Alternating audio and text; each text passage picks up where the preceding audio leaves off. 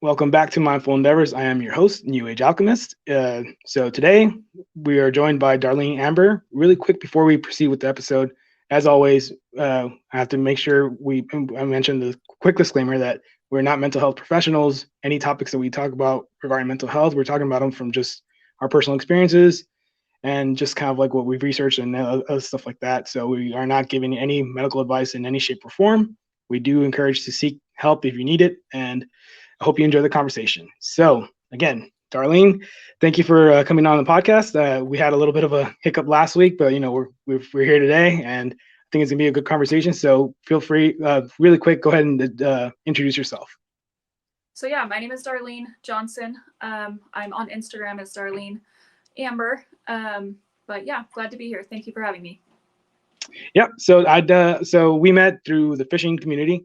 That's kind of where I've been getting most of my guests on the podcast, which has been pretty good. And yeah, like there's a lot of positives about being online in an outdoors community. You meet different people, a lot of good people are out there. But yeah, so one of the topics that we're going to talk about today is just kind of like the amount of work that it takes to really build like a social media presence or a social media profile, not necessarily on Instagram, Facebook, or whatever, just, in general, because it does take a lot of work. And sometimes we get the misconception that it's pretty easy. Like you just have to hit one viral post and you're good, you'll be there. And it's a lot more than that. So, really quick, just kind of like, share your experience of what it's been going on to like what the amount of work that it takes to build such, a profile and presence. So yeah, it definitely takes a lot of work. As you know, my original fishing account was hacked. I reached 10,000 followers and it was hacked. And I built a lot of a community with fellow anglers. And it takes, consistently posting relevant content and also building relationships with those people. It's not just a bunch of people that I don't know or have not had conversations with. It was, a lot of people that I had a lot of in-depth conversations with. And I even met my husband through that account. He was in South Africa when I met him, but through our love of fishing, we met. So, and it becomes your kind of your story. You're blogging about your life and your fishing and your passion. And so it does take a lot of consistent, relevant content to build that community. Yeah, there's a lot of persistence that one needs to have because again, it's also persistence and also some moderation because if I don't know if you've seen that Netflix documentary, like what is it, The Social Dilemma? I haven't watched it yet. No, I've heard of it. You should definitely watch it because it's pretty eye opening and one spoiler that I'll give you is like, for example, like the refresh function on Instagram when you just pull it down to like refresh. Yeah. That was actually modeled after I don't know if it was roulette or slot machine, but basically after gambling. Oh, so, totally. Yeah, to give you that same dopamine hit. Yeah. So that's interesting that you say that because initially when my account was hacked, I went into panic. Like, oh my gosh, it became a big part of my life. And I almost didn't get very much sleep that night because I was so anxious. Partly like who has my account, who has access to everything. But the other part was like, I've lost contact with all of these people. But you realize that there's life outside of social media. So there has to be a balance between there's social media and you can have really good relationships, but it's not everything. And you still have to look at the quality of the relationships you have, outside of social media. Yeah, agreed, 100%. And that's kind of like, again, we have to kind of have that moderation and really balance it. It's like anything else. And I know like when your account got hacked and you lost, you lost the 10,000 follower. I know like I only knew because of other people that we had as mutual followers. And I saw that and I was like, that's why I was able to find your backup account.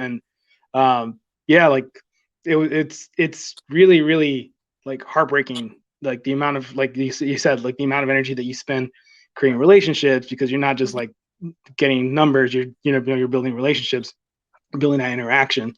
So it's pretty tough because especially when you consider that some of these people, like you might not know, or I mean, you might not have like their phone numbers or anything like that. And it's like, how do you get them back? Like, how do you let them know, like, hey, I'm not just like gone off the face of the earth, and I'm just trying to get my account back and everything. Like, I can imagine there's a lot of stress in that.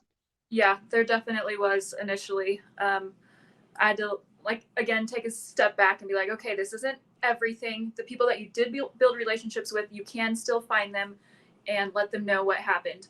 That was another, worry that I had, was that somebody was going to take over my account and start, posing as me, and people weren't going to know. And there was a fake account that was started, just a couple weeks before that, and they were trying to get credit card information. And so I was worried people were going to take advantage of my followers in that way too. So there was a lot of, chaos going on in my head at the moment. Definitely worried about not just myself, but my followers as well. And the hacker ended up, wanting $1,200 to give my account back. They said they were gonna, and if I didn't pay that money, they would give it to the highest bidder. So they basically sent me a message stating that they do this for a living. They are professional spyware hackers, and they do this for a living, and they make money off of hacking people's accounts. And basically, I'm not going to pay them for my account. It would just give them more fuel to continue to do that to other people. So I just considered it a loss, tried to reconnect with the people that really were important and that I did develop relationships with. And I'm just starting over, trying to stay positive and move forward. Wow, they actually just blatantly told you that that's their MO, really, that they're just here to hack accounts and sell them. Wow. Yep. I mean, it's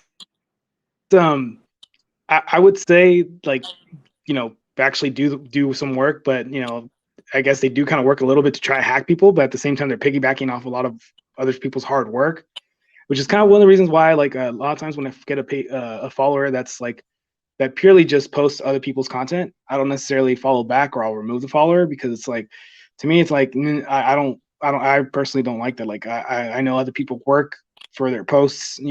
Some people are grinding, like, to catch a fish, or go for a hunt, and they want to post it. I don't think it's fair to piggyback off of that. Yeah, I get you. So it's go ahead. It is crazy, and I didn't have a Facebook account for a long time. Well, I deactivated, just wasn't on there. And then it was brought to my attention that there was someone with a different name using my pictures and all my videos and posting on Facebook. So I was able to get that one shut down, and I developed a presence on Facebook so that people could see that I was the real person and that this person was stealing my pictures and videos. But now there's another one, and they have phishing groups. They have they blocked me, so I can't do anything. But Facebook keeps telling all of my friends that report it that they are not pretending to be me, and it doesn't go against their policies, even though they are copywriting my pictures, videos. So social media can be a very scary thing sometimes. Yeah, it can be, because they're like I said in the beginning of this episode, like, there's a lot of good things about interacting with people, and having like what is it, a public profile and interacting with people, but then there's also some bad things, and that's the scariest part. Like, somebody basically, almost, I would say, stealing your identity, really. Like, that's kind of what it is. Yep. I mean, yeah, like, it's really sad that people just kind of want to do that, but I mean, like, I know a lot of people had issues with, like, when they do giveaways, you'll see, Yep. like, immediately a fake account pop up, right? Mm-hmm.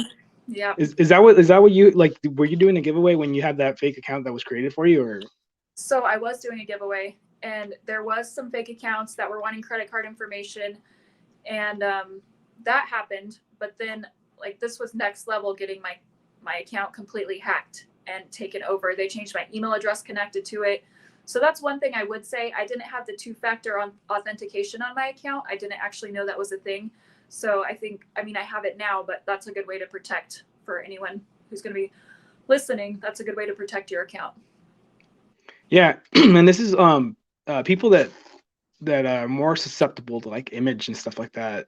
I would imagine this would be harder for them to deal with, because it's it's like you said, it was like almost everything, like like, it's what they are on social media, it's how they present themselves. So having that close attachment to that profile, like, and then losing it, like for some people might be, harder to deal with. And, like some people might think, oh, well, it's just another account, just get over it and just deal with it. But no, there's a lot of things that go into it, like we talked about again, the hard work that it took to establish relationships, and not to mention that the people that are hacking your account can now take advantage of the people that are following you.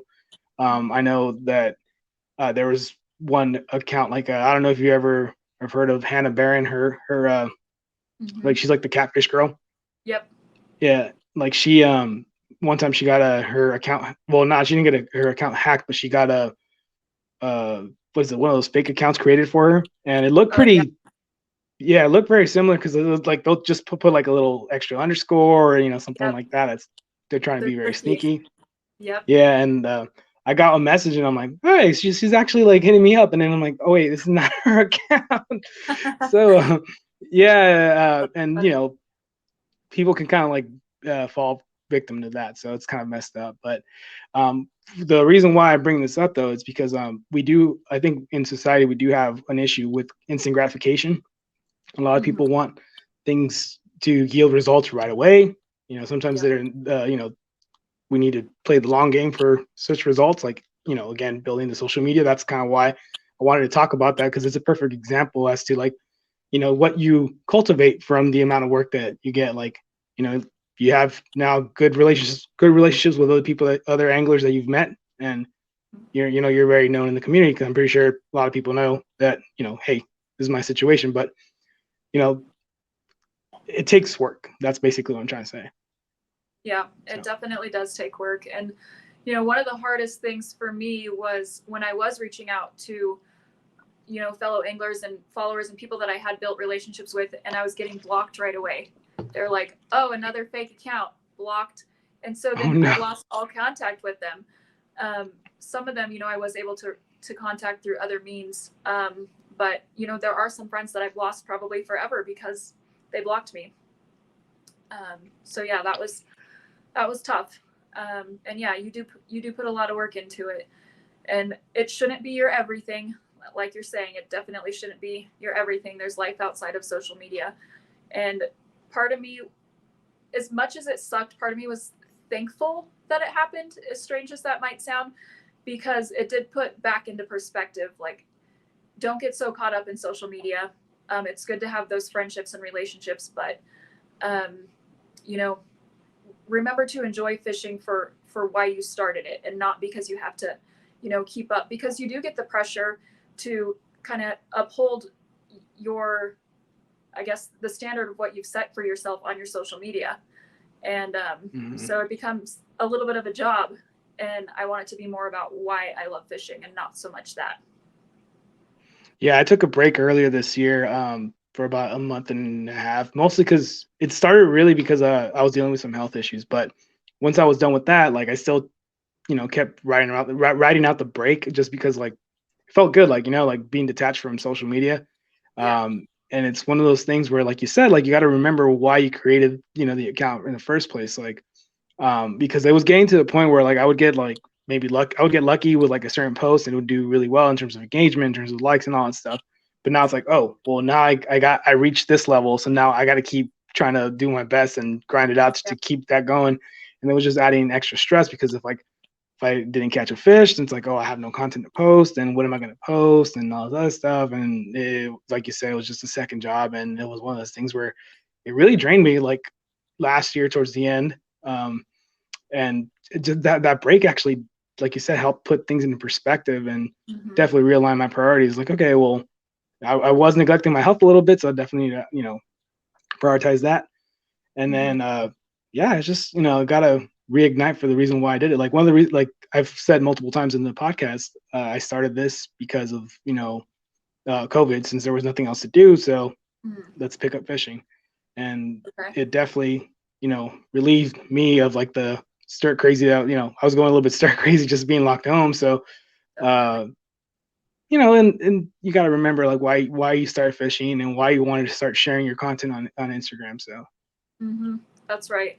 And the whole algorithm thing kind of gets people stuck. Like you have to consistently post, and you have to do it the right way at the right time so that you can keep up with your algorithm.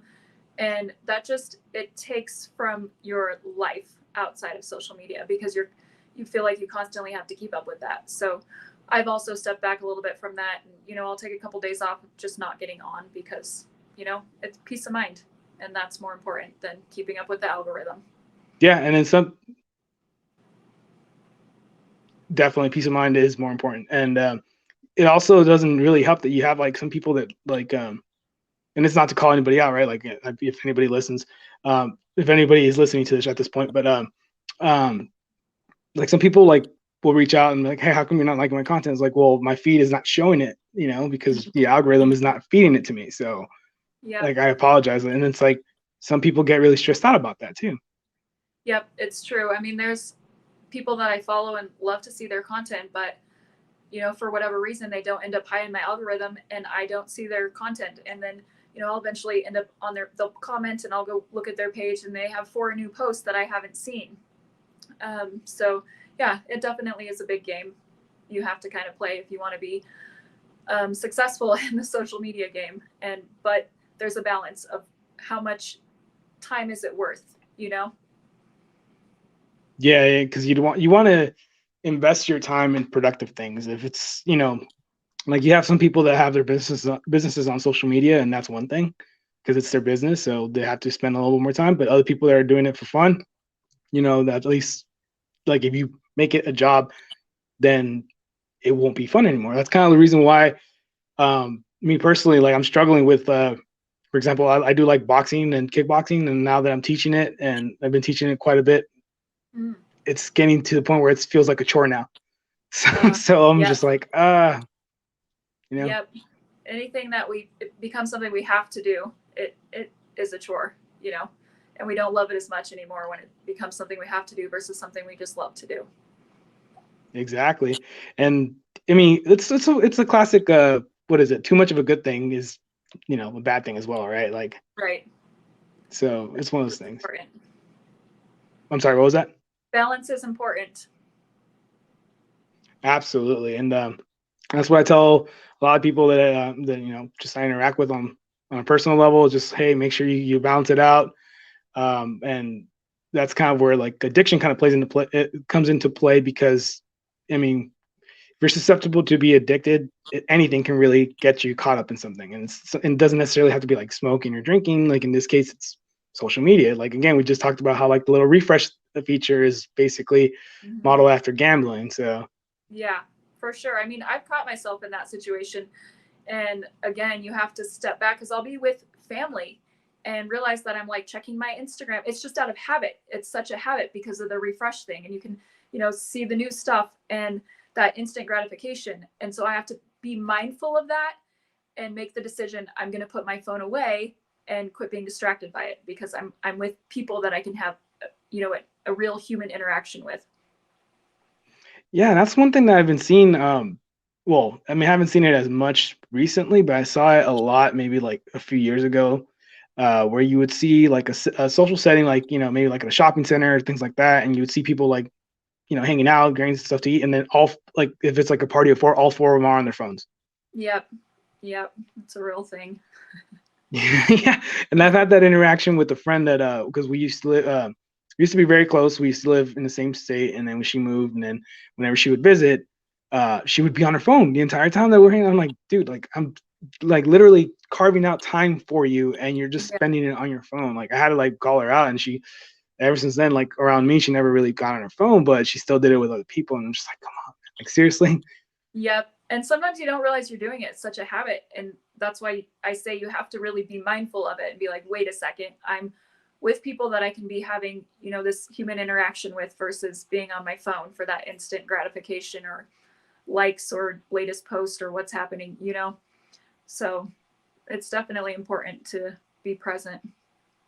Yeah, I mean, and like just the advent of technology and like being able to interact was supposed to bring us closer together, but in reality, in certain aspects, it is, but in a lot more ways than one, it's actually driving us further apart. Yeah, it definitely can. And I feel like I said, I've been to that point where I was not spending as much time with the people that I'm close with and spending more time on social media. So again, having my account hacked kind of reset my way of thinking and realizing, I don't need to be so, I guess, annulled in the earth's I didn't need to be on social media all the time. It didn't need to be the forefront of my focus, basically. Enamored in it. That was the word I was looking for. Enamored in it. Enamored. Gotcha. Enamored. Yeah, because I mean, even like it's really weird because again, being around different people's accounts and stuff like that and seeing different people's stories, like I've seen sometimes like, oh, this person unfollowed me and yeah, and they'll show the interaction. It's like, well, okay, what does it matter that that person unfollowed you? Do you know him personally? If you don't, it doesn't matter, right? Right. Like, it'd be one thing if you knew him personally and he unfollowed you, then there's something wrong that you kind of have to like address. But if it's somebody like you haven't met physically in person, like, what does it matter? Like, okay, well, just don't follow me, and I'll unfollow you and call it a day. Yep, definitely. I mean, that's one thing with being on social media. I've had to accept not everybody's going to like you, and it doesn't matter. Like, don't try to be a people pleaser. Be yourself, and people will love you more. The right people will love you more for you being you and not trying to be like everyone else or every other lady angler out there or whatever. Just try to be yourself and the most authentic you can be, because people can read through BS. They can. And so being genuine is another way to help build your social media. And it's like, it's really, what is it? It's like a breath of fresh air nowadays, like, to be genuine.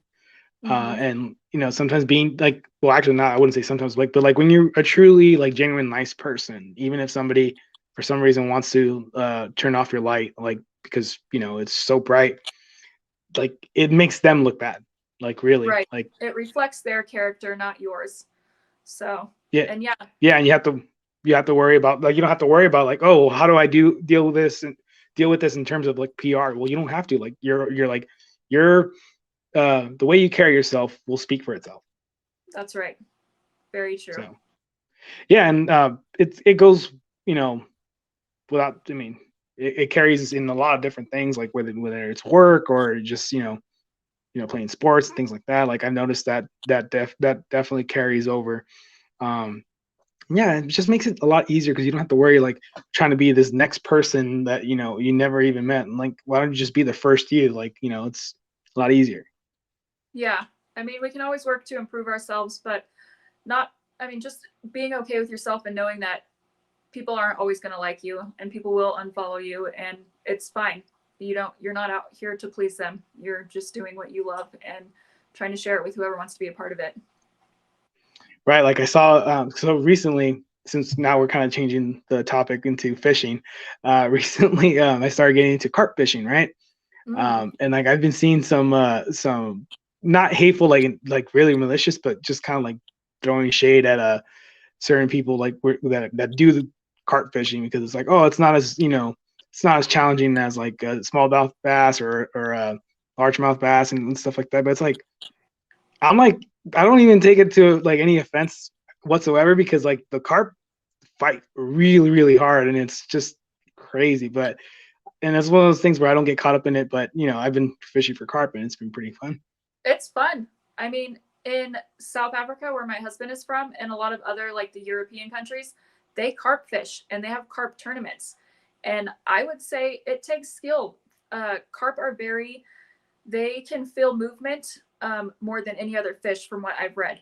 And so they are very sensitive, and it's a tricky bite. You can't set the hook like you do with a bass. You have to be more of a finesse, use the rod to reel them in. I lost several carp when I first started fishing with my husband for carp because I would try to set the hook like a bass. That's what I was used to. And their mouths are so sensitive, it would just rip right out. So I would debunk anyone who says it's not as challenging as bass fishing. I think it's a true sport, and I would agree. They are a heck of a fight, worthy for sure. Oh yeah, I just recently caught what felt like maybe like a 15-pound carp. I think it's the second post for me right now. But that thing was massive. Like, and most of the weight was around like from its back all the way to its head. Yeah, But like I remember trying to pick it up, and I'm just like, dude, this feels like I'm picking up a dumbbell. Like, oh my god.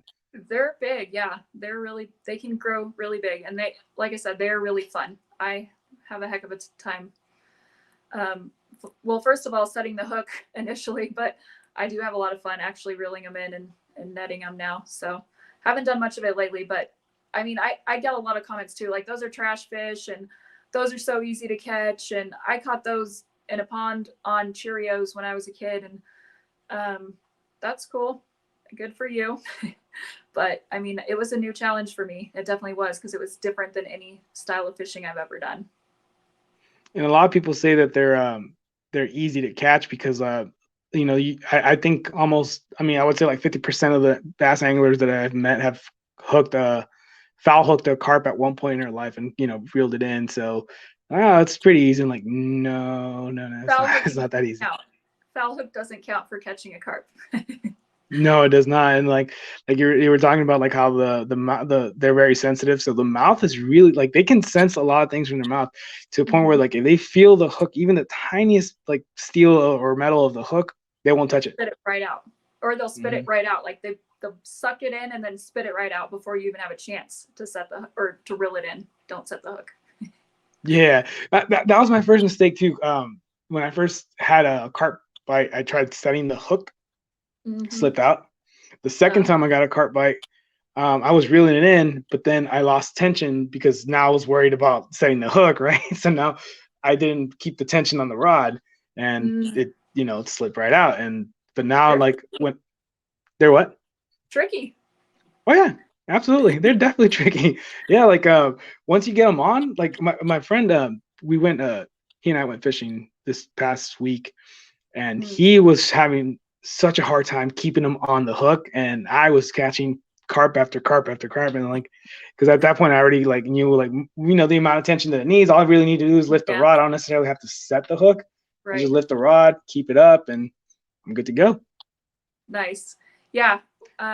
We tried taking my son fishing for them, and he same reflex, just set the hook, try to set the hook, because you're used to setting the hook with most any other type of fishing that I've ever done anyways.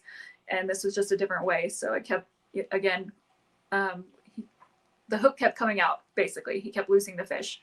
So it's definitely challenging. And then once you do get them in, they're really fun to reel in. Yeah, another thing too that I just realized maybe like not too long ago is that Americans do not eat carp. No. I mean, in South Africa, I don't know who eats carp. I've heard people do, but in South Africa, they treat them really good. They keep them in the water, in the net. They even have little care kits where if they see an injury, they put, some sort of medication on them to help them heal, and then they send them back in the water. They treat them really good. And I think that's great because it means that the younger generations are going to be able to continue to catch carp and fish. And, if they just caught and ate them all, it would deplete them. Yeah, that's kind of one of the things that I do like about the outdoors community, at least. I mean, every once in a while you have the people that don't follow this, but a lot of us, whether subconsciously or consciously, are conservationists because we want to preserve this for future generations. Because like I know from experience personally, like there's a lot of meditative benefits from fishing, and I want other people to really experience that as well. Mm-hmm. Yeah, I try to explain that because I'm sure by now I'm a nurse, and a lot of my patients always want to hear about my stories and see fishing pictures, and I tell them it's so meditative for me being out there. And days where it's really busy and I don't get a chance to go fish very much during the week, I feel it. It just helps reset my mind, gets me in the moment for the time that I'm there. I don't have all the stresses of the world weighing on me. It's just me out in nature and hopefully catching fish. And fly fishing is even more meditative because there's such an art to it, and you have to really focus, especially if you're fishing like a dry fly.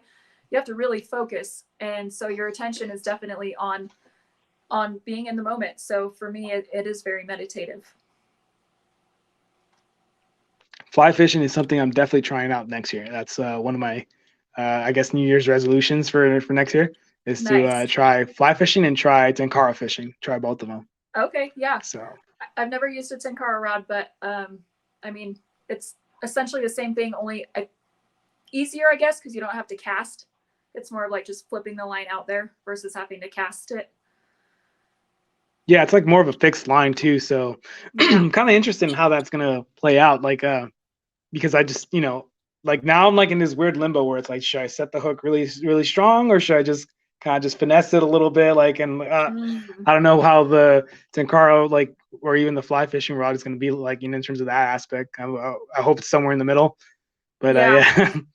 Tenkara, I feel like is tricky in the sense of because when the way I was taught to set the hook for fly fishing, you do it's like a strip. You strip it and put your rod up, so you're getting like a double yank to kind of set the hook. Where with the tenkara rod, you can't hold the line, so I don't know. You can't do that strip set basically. So that'll be interesting. A lot of people do it though. I mean, a lot of people they backpack into the Colorado mountains and find little creeks, and the tenkara rod works for them. And if you're fishing smaller creeks, it works because you're just kind of slinging your line out there into a small creek versus fishing big lakes or bigger rivers. Yeah, that's one thing that I definitely got into. Also, creek fishing, and I definitely enjoy that a lot more. And that's kind of the underrated aspect of fishing. And I think at least I can speak for myself, and I know other people would probably agree. Challenging yourself in different positions, in different situations like that, it can also bring a meditative like state. Because even if you don't catch anything, you're like, well, I mean, at least I gave this a shot, right? Yeah, learn something new. I mean, we went fly fishing today, didn't catch anything. Yeah. So yeah, we fished one of the rivers here that we haven't been fishing all year basically, and we went to try it out. We had a cold front come through. Either that or we just sucked really bad. I don't know, but we didn't catch anything. But it was fun just being out there, being on the water, and again taking your mind off of everything else going on and just focused on where you're at in that moment. Yeah, we also had a cold front that supposedly is supposed to end today, but we definitely still felt it. And but yeah, like the same thing. Like I was like out fishing today. I checked out this new creek and I didn't catch anything. The water was super clear, but I'm like, is there any fish? I can't see them. Like, and I'm just kind of like not bumming myself out, but just kind of like, I guess you could say clowning myself, like just for like humor or whatever. Like not necessarily like self-deprecating, but it's kind of like a weird thing. But I still enjoyed it. Like honestly, like, and I got a little bit of exercise. So we all know that when you exercise, you get that dopamine hit. So. Yep, definitely. Yeah, that's one thing with fishing. So I used to run every day. Running was really good for me. I have struggled with a little bit of anxiety in the past, and running just really helped with that. It's medicine to my body. So as much as I love fishing, there has to be a balance of making time to also get my exercise in and fishing, because fishing, even though it's a sport, we don't get much physical activity in it unless you're hiking in somewhere. And sometimes that happens, but more often it's, pull up with the boat or walk to the bank and start fishing. Yeah, like when I'm carp fishing or catfish fishing, those are the days that I know for sure I have to go to the gym or make sure that I'm at a caloric deficit because I'm not getting any exercise, So I was like, I'm just gonna be sitting around all day. Luckily I don't drink beer, so I don't add to calories, but I mean I do drink, but not when I'm fishing. Yeah. Yeah, so I don't add any calories, but I definitely want to make sure that I'm at a deficit because I need to offset the fact that I did not do anything. Yep, definitely. There was a meme that was out a while ago. It made me laugh. I posted it on my story. It was like biker's physique, and then I think it was a gymnast physique, and then a fishing physique.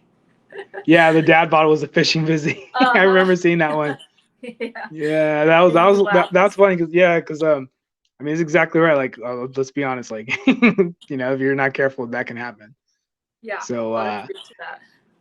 I mean, when it comes to bank fishing, it is a little bit of exercise for me only because I'm constantly moving around the bank, and I'll use one bait around the bank depending on how big the area is and how much bank access I have. I'll be like walking up and down, trying one bait. All right, put that rod down, get another rod, try that bait. All right, now I've done that. Switch the bait and then keep walking back and forth. So I would say I walk probably for like 30 minutes, 40 minutes, and that kind of like, you know, to I work out to a certain agree. degree. I would say for the most part, I do the same. And sometimes, like, I'll look at my steps and I've got thousands of steps in just from fishing, but it's not the cardio that I need. So it doesn't, like, I don't get that dopamine feeling like I do with running. Like, I definitely get the runner's high. So even though I'm walking around and at least I'm not just sitting waiting for a fish to bite, it's definite. I need more than that. Yeah, no, and I definitely feel that as well because sometimes like I mean I like using kettlebells a lot in my workouts and not just punching the bag, but you know when I don't do those two things, I mean fishing does not get even close to the amount of like relief that I get like from working with the kettlebells or punching the bag and stuff. It's Yeah. definitely a different thing, and especially with the cardio, more so the boxing and kickboxing than the kettlebells. But it's still one. I think one plays more into physical health, and the other one plays into mental health. Depending on how you take it. Granted, again, like we talked about earlier, the balance and like if you have a fishing Instagram, the balance between actually fishing for your mental health and actually trying, to like grind like for the following, getting to get all the followers and stuff. Mm-hmm. Right. Yep. So I mean, it's awesome because like I do encourage people to go fish. I encourage people to go hike. Anything related to the outdoors. I know like some people. I know like hunting is a little bit more taboo because involves killing an animal. But I know people that have been on a hunt and actually like stalk the animal and like just the amount of like the adrenaline they get from doing that, and it actually brings them closer to nature as well because you get to see how the animals live like truly like how they're meant to live, not just what Disney shows like with like Bambi and all that stuff. So Right. I'm all for hunting. I mean, I eat meat, so if I could go shoot something and know that it lived a good life out in nature, out in the wild, the way it was intended to, versus a feedlot, and I could process it myself and know that it was killed humanely, I'm all for it. Definitely. yeah. Do you follow that account? Nature is metal. Nature is what? Is metal. Uh-uh. You should follow it. It's Okay. pretty. It's very interesting because it's first of all it's graphic for those that are watching and listening that want to actually follow that account. It's graphic, but it really shows like what nature really is. Like you'll see like certain animals, eat other animals for different reasons, and then the description on the caption will come like will describe like what the situation could be. Like sometimes it's like, hey, the what is it? There wasn't enough rain, so like these animals are struggling to get food. So normally they wouldn't eat like the little small birds or small like little what is it? Like mice and stuff like that. They normally wouldn't, but then because there wasn't enough rain, they'll make sure to like eat that because they're hungry or whatever and stuff like that. Which is a lot of things that a lot of people don't really realize about nature, in the sense that people need to eat. I mean, animals need to eat. So yeah. Yep. And nature, I always tell people when they, are anti-hunting or whatever and animal rights. I mean, I've had someone tell me, if you want meat, go get it at the grocery store. Well, that was an animal before I got to the grocery store. And I don't know what the life was how the life was for that animal before it got there. But yeah, nature is far more brutal. Yeah, and like when you look at fishing and hunting, because that's another misconception people have. Like you just said it, like summed it up perfectly. Like when it's like, oh, just go get the meat from the grocery store. Like I've had that response as well, and it's like, well, where do you think it comes from? Like it comes from like an animal being killed so you can eat that ribeye. Yeah, people are very disconnected from where food comes from anymore. Yeah, and I think that divide is getting a little worse. The amount of disconnection is like longer, I guess you could say. Like, but a lot of people like they don't like if you like get your fish yourself, you know where it came from, right? Right. So you know where it came from. You can kill it humanely. Like recently, I got on purpose because I foul hooked a trout before an accident while trying to fish for bass, and I got a lot of stuff. I got a lot of crap for it from like fly fishermen because first of all, I've never caught a trout, so I don't know how to hold them properly. I don't know how to get them properly because I didn't even know that they were that delicate of fish. So I'm like just grabbing it like if it was a phone and just kind of like putting it right there, and people are like, oh, you shouldn't be grabbing it. You got to wet your hands. And then also, not to mention, as I was trying to get the treble hook out, the trout fell and it got all dirty. So, Um, yeah, yeah, people were. I posted the picture of the trout. I gave the trout to somebody that was actually trying to fish for them, like to take them eat home it. and eat. Yeah. But people got mad at me for posting the picture because of that. And so now when I caught him 2 weeks ago, because he just stocked them out here in Texas, now I'm like, okay, I have a trout net, I have a bucket. Good job. Yeah. So now I'm just like, okay, now I'm prepared.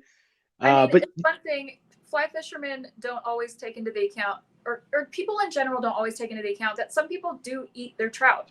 So it doesn't really matter if you have your hands wet and things like that, and maybe the trout is already dead in your picture. So obviously that's a thing, but I catch and release my trout. I don't like to eat them. So I think educating people versus attacking them is the best, way to go about it. Like if they may have never caught a trout before, like you, and they just do not know. And they're not bass. They're not hardy like bass. They're very sensitive.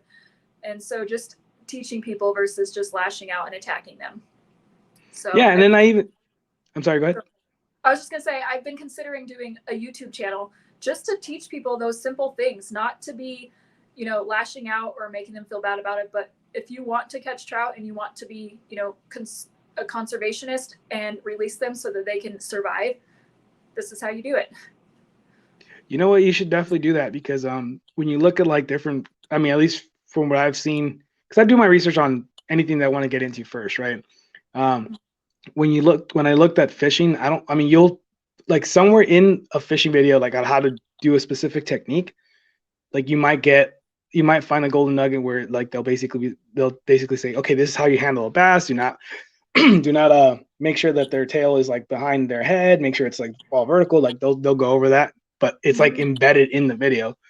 Whereas like if you made like your YouTube channel specifically for like how to handle a bass and it's like a 3 minute, 4 minute, something, because a lot of people gravitate towards shorter content nowadays, but like something like that, I think that'd be perfect. Like you should definitely do that. What was that? Just educational, just a short educational video. Yeah, I think definitely you should go for that.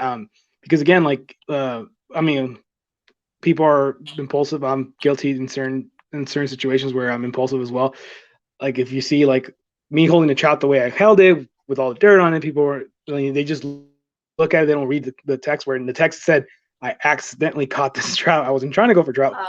And people just start immediately throwing in the comments. It happened also with my first ever carp as well. So like you said, in South Africa, I'm pretty sure, maybe your husband, I hope he doesn't get mad at me for telling you this, but my first carp, I fell out of my hands and then it fell in the grass. And then not to mention, I grabbed it in the grass and I dragged it a little bit because I was trying to, corral it. Yeah. And a bunch of European carp fishermen got angry because I took the picture with the carp with all the grass and they were so angry. And but I believe it. It's unfortunate. So sometimes you don't know that. I had that experience the first time I caught a pike this year. I've seen pictures all over social media of people just having their hands in the gills and holding them up, vertical. And apparently you're not supposed to hold them that way. You're supposed to support them, sideways. And I got a bunch of grief for that. And I'm like, I told this person, instead of attacking me, just telling me would go further. Just tell me what I'm doing wrong and I'll gladly fix it. I'm all about treating the fish well, especially because I do release them. But attacking doesn't get you anywhere. Yeah.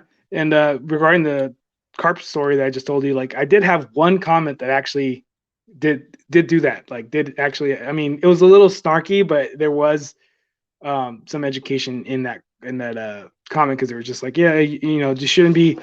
Next time, get a landing mat. Don't forget it's irresponsible to catch a carp without a landing mat, and all this stuff. And then he started going over like, this is why so and so. Even though they're I won't go over the details because I don't want to bore you. But basically, he's like, blah blah blah. This is why. And like after that, I was like, okay, I'm gonna buy a carp mat. Immediately, I bought one and I bought a net too, and I'm good to go now. Nice. Yeah, and people in Europe and other countries that do carp fish, they don't realize that in America, you can literally go out with a bow and shoot them left and right because they're considered, invasive and they're not good for bass because I guess they disrupt the bass nests, because they are constantly sucking and spitting out their food. And so they disrupt the nesting of the bass. And so it's not good for the reproduction of the bass. So people don't value them here like they do in other countries. Not to say that we shouldn't, but they don't. Yeah, they're considered a trash fish. That's what, generally speaking. I mean, I think there's I don't know if it's a company or just an Instagram profile, but there's a Instagram profile that's called American Carp Society that's kind of like slowly changing that. And even myself, like I'm getting better at treating the carp well. I have actually ordered some antiseptic for like we were talking about, like how they spray the carp with some medicine. Like I bought that as well, just in case, just because like whenever you hook them out, like sometimes they bleed a little bit. I just want to make sure that they're okay.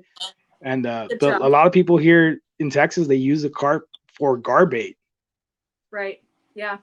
I mean, and I knew a guy here, he doesn't live here anymore, but he would go bow hunting and just, kill these carp.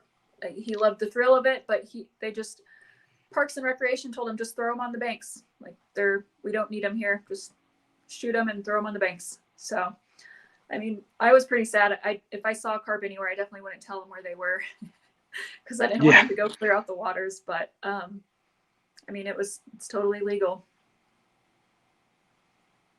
That's an excellent opportunity to actually try carp for the very first time. I mean, a lot of people think that carp doesn't taste good.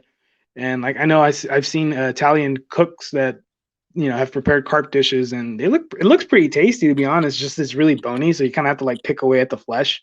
Interesting. So, but yeah. Okay. I mean, I want to try it. I kind of want to try a carp, to be honest. Sure, try it. Yeah, it's definitely not on the top of my list of things I want to try. Fish, I don't particularly love fish. We went to Alaska, I guess the end of summer, and we caught some halibut, and we definitely harvested that. Halibut is really good. It doesn't taste fishy to me, so that's why I like it. I actually prefer halibut over Chilean sea bass, to be honest. Over what? Chilean sea bass. Oh, okay. I've never had a Chilean sea bass. I have. I mean, it could also be that maybe the place where I got the Chilean sea bass, I mean, I don't know, maybe they held it for a little too long or something, but I had them both like within 2 days of each other, and I preferred the halibut much better than I did the Chilean sea bass. And I know the Chilean sea bass is prized more as like, like almost like prime rib, like if you're looking at it like from cuts of like meat. Interesting. Yeah, so my brother is a commercial fisherman in Alaska, and so he does halibut fishing, and he does the king crab and all of that stuff. And for him and the industry, they call it like the ribeye of the sea, the halibut. So no, I mean, I agree with that. Like I prefer halibut much more than any other fish. Well, yeah, much more than any other fish, and then behind that is like red snapper. Oh, okay. Yeah, I've never had red snapper either, but definitely my brother bringing the halibut home from Alaska, I was like, okay, this is good. I'll eat this. So it was actually really cool to be able to go, fish for them and catch them and be able to ship it home frozen and have our own halibut that we harvested. Yeah. And also, actually, you know what? You just reminded me.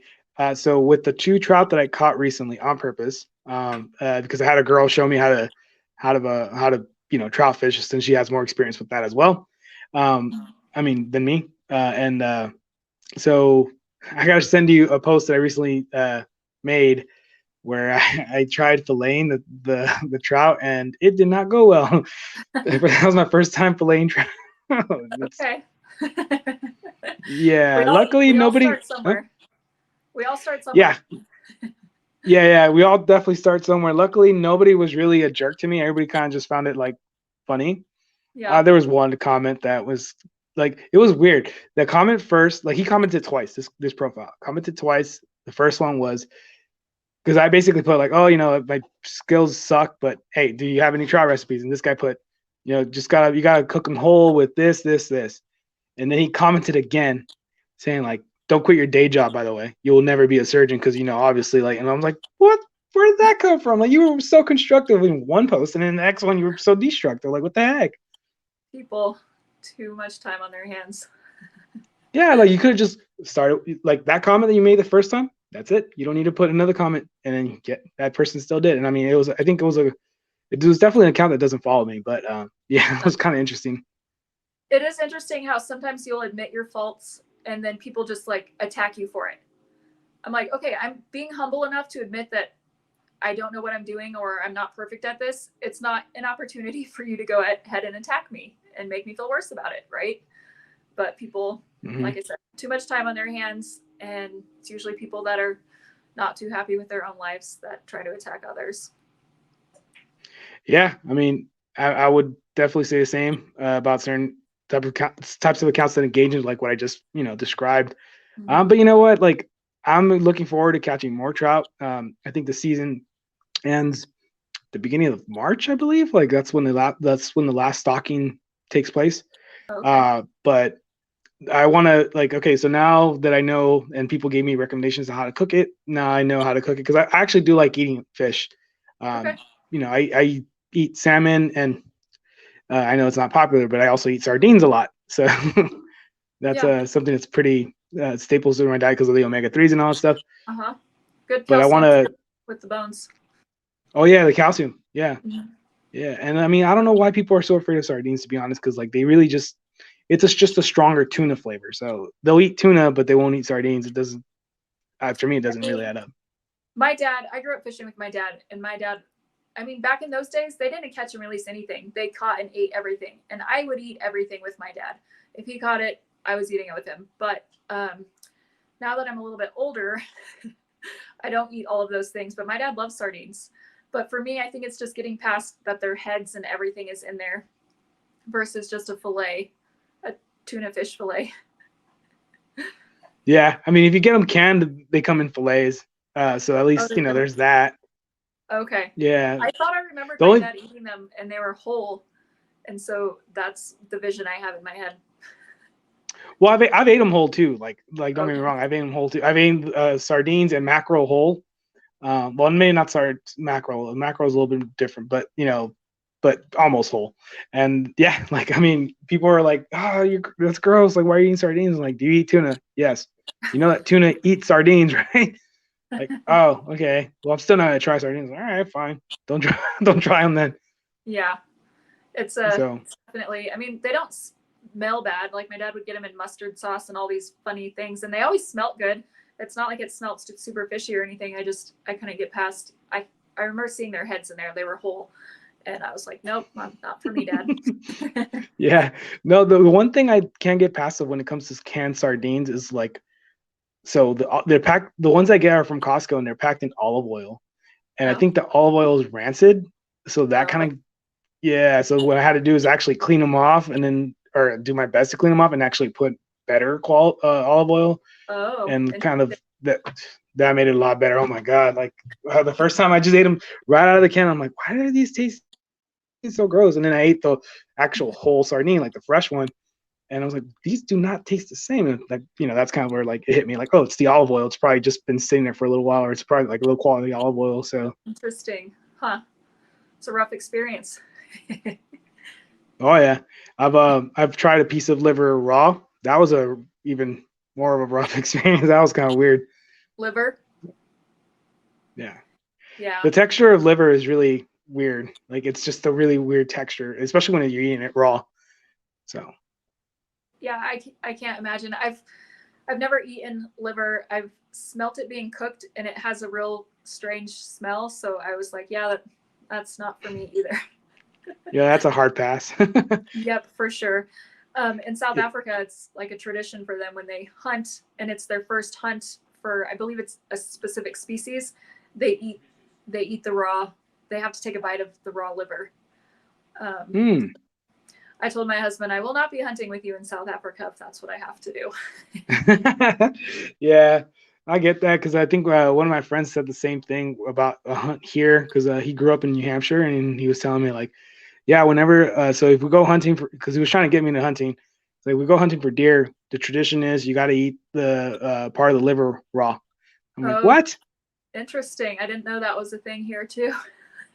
I mean, that's what he said. I mean, I don't know if it's just a tradition in his place or it's an actual tradition, Yeah, could be. So, but I'm looking forward to my next trout so I can smoke it. This time I'm gonna smoke it whole. Like Okay. I'm gonna put it in the smoker and then I'll just pick the flesh and then use it for ceviche. Okay. That So sounds good. I mean, anything smoked is good. I mean, you can't really go wrong with smoked anything.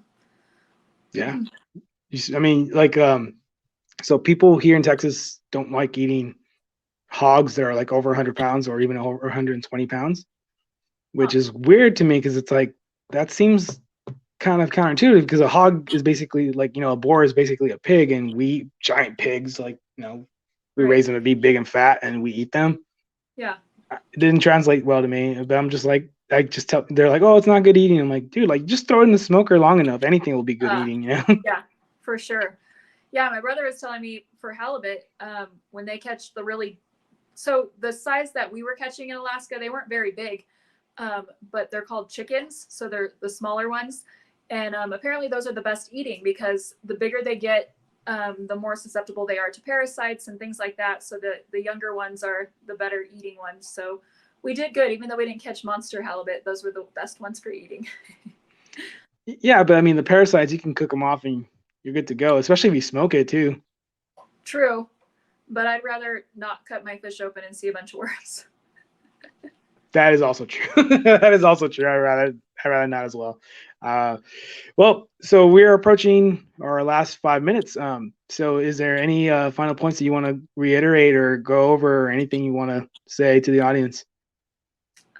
No, just thank you for having me. It's been fun talking about all of these things, fishing especially, since it's something I'm passionate about. Yeah, yeah. I mean, that's like I said in the earlier segment. Like, yeah, like most of the guests that I have here are fishermen, but some of them also hunt. Some of them also just shoot bows for sport and things like that. Mm-hmm. But it's always fun to have anybody that's in the outdoors because we can definitely, even if we sometimes touch on the same topics, we touch on them from a different perspective, and that's always good because that's one of the things that I'm learning as I go through this podcast and even just go through life. That not every, even though everybody's story is like falls in the same genre, not everybody's story is the same. So Right. you know, I heard someone say it once. We're not all in the same boat, but we're all in a boat. Like we're all going through life. It's not the same boat. We all have different experiences and stuff, but we're all going through it together. yeah, and it's one thing that I will encourage to some of the people I talk to, especially in my close circle, is that if you're looking for inspiration, make sure it's just inspiration because a lot of times some people look for inspiration, but they end up just kind of copying what another person is doing, and they think that it's going to result. Again, going back to instant gratification, they think it's going to result in getting to where that person's at quick, and it's not always the case. Right. And I always encourage people like just be yourself. I mean, if you have to take inspiration, there's a difference between inspiration and emulation. Like, you want to be inspired by something, you don't want to emulate something, Right. because you want to like be your own self. And I think everybody has in some shape or form something to contribute to the world and to other person. Like I recently uh, saw like a reel where it had one of the quotes from Robin Williams where he was like, damn, I hope I'm probably gonna butcher it, but he was saying like, I don't know what my worth is in life, but I know I made a few people happy, and if I know that, I'm as rich as I'll ever want to be. It's a very good quote. Yep, it's true. So it's definitely something that I always encourage people to just make sure, like if somebody's light is dim, make sure you help them, you elevate them. Like it's one thing, like we were talking about earlier, like how I basically put myself down when I showed the trout post, but then some people are just kicking me while they're down. It's like, okay, why? Like, it really shows more about you than it does about me. Like I'm Right. fine. Like I'm not taking it to heart or anything like that, but another person might not react the same way. Right. Definitely injure someone more emotionally, if their self-esteem isn't as great or they're in a fragile place. So we should definitely be aware of that. My sister has this saying, and she always says, we rise by lifting others. And I truly believe that. So if we want to be successful in whatever it is we're doing, we have to be, lifting others along the way. It's not all about lifting yourself. There you go. That's a good way to end this episode. So, all right, we have reached the 1 hour mark. Thank you all for those that are still watching and listening. Really quick, Darlene, do you want to share your social media? Where people can find you if you want people to find you. Sure. Yeah. My name on this podcast, Darlene_Ambur, spelled AMBUR, is my Instagram handle. I'm on Facebook as Darlene Johnson. Thank you all for whoever listened. I'm glad to be here and glad to be talking with you all. Awesome. Yeah. And you guys know where to find me, New Age Alchemist, on Instagram, on YouTube, potentially on other social platforms, but I'll add those later as in other episodes. And also merch is coming along for the podcast. And that is just purely as a way to kind of support the podcast and also just kind of like spread the message of just kind of, mental health, but also the outdoors. All right. So, thanks everybody that's tuned in, and we'll see you for the next one. And Darlene, stay after we stop the recording just so I can get the final thoughts from you. Okay. Sounds good. All right. Thanks, everyone.